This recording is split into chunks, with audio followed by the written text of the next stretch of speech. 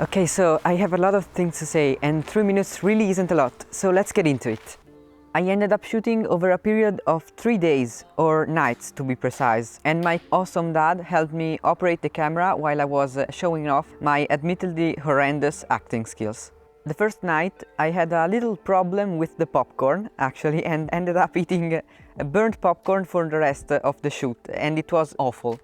In terms of gear, I used my Sony a6300 with kit lens and the RØDE lavalier Go. I used it to record my voice by just attaching it to the inside of my shirt and then plugging it straight into a small handheld audio recorder. I recorded the Foley with the same microphone as well by just putting it next to the sound source. I know it's not really ideal, but it's what I have available to me at the moment. The only real problem I encountered while filming is that I only checked the footage on the tiny camera screen, and so I wasn't able to get a good representation of the noise. It was only after a few days that I plugged in the SD card into my PC, fired up MPV media player and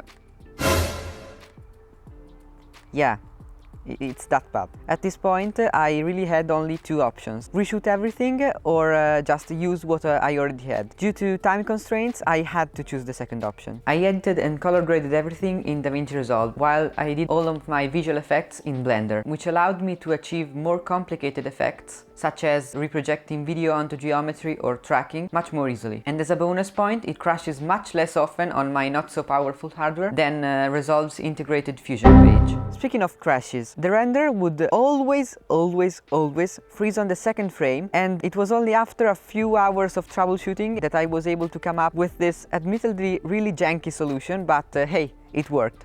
One of the trickiest things I had to do was figure out how to make Google and Alexa say what I wanted. Alexa wasn't really a problem since all the Amazon devices have a really small 3.5mm audio output jack on the back, and so I was able to get a clean feed that way. The Google devices, on the other hand, don't have that, and so I had to come up with a bit of a solution involving a small Python script which gets the dialogue and sends it up to a Google server using the Google Assistant API. Then the audio gets converted to speech up in the cloud, and only then the audio files get saved on my computer. Programmer nonsense aside, this way I was able to get much cleaner audio than just recording the Google Home with the same microphone. Wrapping things up, I'm still really proud of the result and I had a ton of fun achieving it. That said, I hope you enjoyed watching my latest short film Dumb Home as much as I did making it, and bye bye!